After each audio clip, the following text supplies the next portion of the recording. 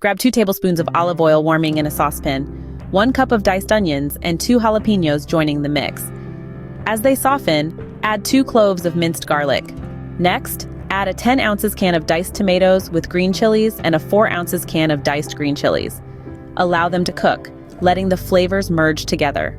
Now, lower the heat and bring in the main events. A full block, 16 ounces of Velveeta cheese and a hefty cup of shredded cheddar. Incorporate them into the mix. Next, pour in 1/2 cup of milk, stirring continuously until you attain your preferred consistency.